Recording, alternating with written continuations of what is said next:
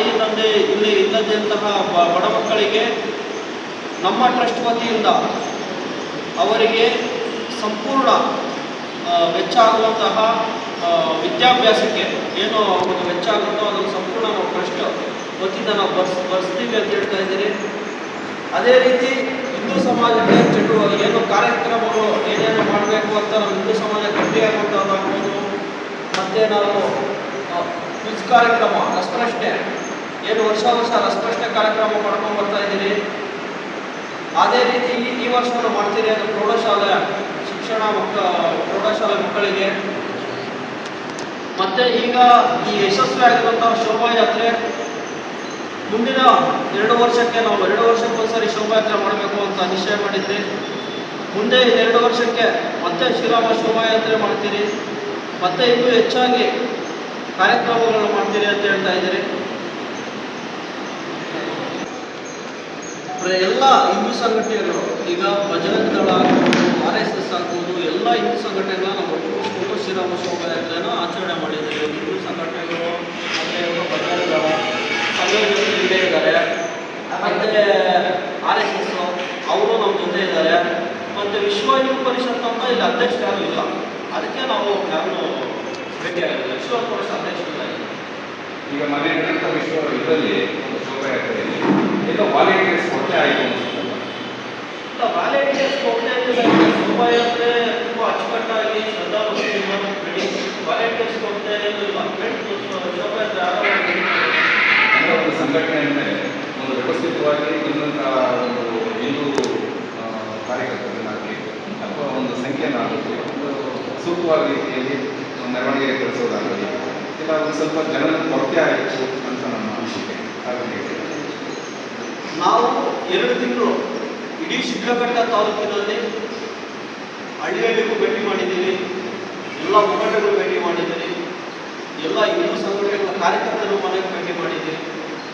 ಎಲ್ಲರಿಗೂ ಭೇಟಿ ಮಾಡಿ ಒಂದಾಗಿ ಆ ಕಾರ್ಯಕ್ರಮನ ಮಾಡಿದ್ದೀವಿ.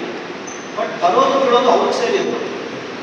ಈಗ ನಾವೆಲ್ಲ ಏನಕ್ಕೆ ಹಿಂದೂ ಸಮಾಜಕ್ಕೆ ಒಳ್ಳೆಯದಾಗಬೇಕು, ಹಿಂದೂ ಸಮಾಜ ಜಾತಿ ಬಿಟ್ಟು ಪಕ್ಷಗಳು ಬಿಟ್ಟು ಒಂದಾಗಬೇಕು ಅನ್ನೋ ಒಂದು ಮೂಲ ಉದ್ದೇಶದಿಂದ ಕಾರ್ಯಕ್ರಮ ಮಾಡ್ಕೊಂಡು ಬರ್ತಾ ಇರ್ತೀವಿ ಸತತವಾಗಿ.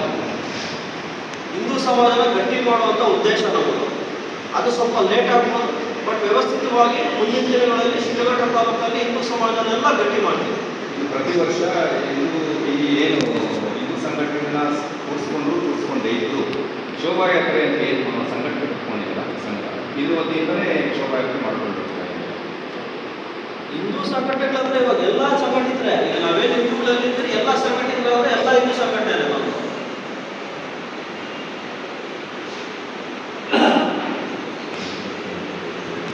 ಕಾರ್ಯಕ್ರಮ ಮಾಡಿದ್ದೀರಿ. ಪಕ್ಷಾತೀತವಾಗಿ ಮಾಡಿದ್ರು ಈ ಸಲ ಪುಟ್ಟರಂಗಪ್ಪನವರು ಮಾತ್ರ ಬಂದಿರ್ತಾರೆ, ಬೇರೆ ನಾಯಕರು ಯಾಕೆ ಬಂದಿಲ್ಲ ಅನ್ನೋದು ಜನರಲ್ಲಿ ಒಂದು ಪ್ರಶ್ನೆ ಆಗಿದೆ ಸರ್.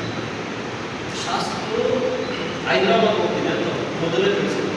ಹೈದರಾಬಾದ್ ರಾಜೀವ್ ಗೌಡರನ್ನು ಅವರು ಕಾಲ್ ಮಾಡಿ ಹೇಳಿದ್ರು, ನಮ್ಮ ಮನೆ ಸುತ್ತ ಇದೆ ಈ ಸರಿ ಭಾಗಿಯಾಗಲ್ಲ.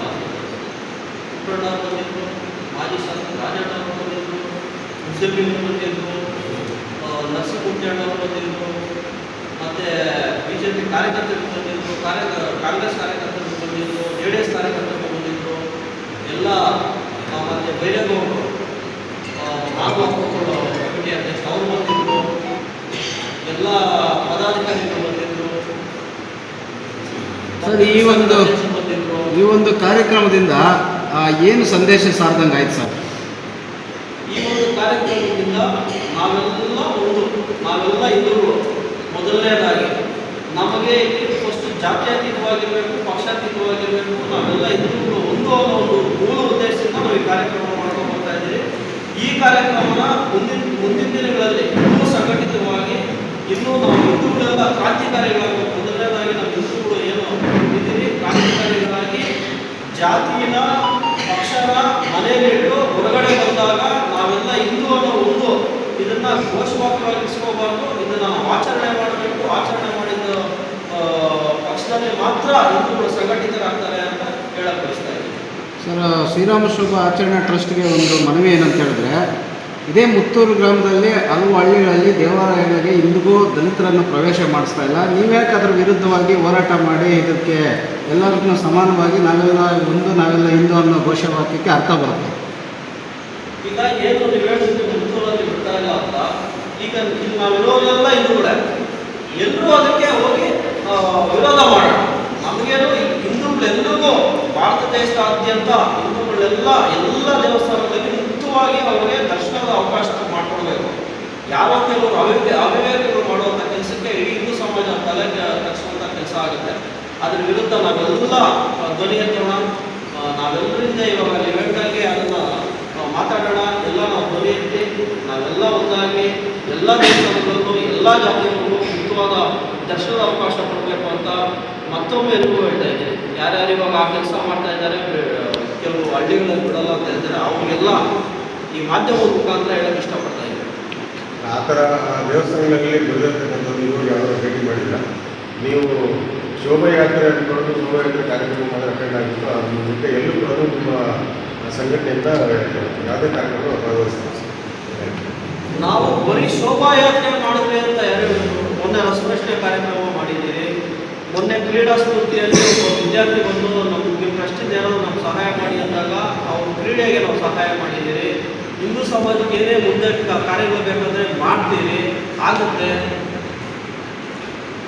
ಈಗ ಸುಮಾರು ಚಿಮ್ಮಂಗಲ ಪಂಚಾಯತ್ನಲ್ಲಿ ಹೆಸರು ಹೇಳ್ಬೇಕಾದ್ರೆ ನಾರಾಯಣ ಸ್ಥಳಿ ಅಥವಾ ಪಂಚಾಯತ್ ದೀಪೋತ್ಸವ ಮಾಡಬೇಕಂತ ಊರಲ್ಲಿ ಮಾತಾಡಿದಾಗ ದಲಿತರ ಕೇರಿಗಳಿಗೆ ಉತ್ಸವ ದೇವರುಗಳು ಬರೋದಿಲ್ಲ ಅಂತ ಹೇಳ್ಬಿಟ್ಟು ಬರಲೇಬೇಕಂತ ದಲಿತರ ಏನೋ ಹೇಳಿದಾಗ ಆ ಜಾತ್ರೆ ನಿಲ್ಲಿಸಕ್ಕೆ ಅಂತ ನಿರ್ದೇಶಿಸಿದ್ದಾರೆ.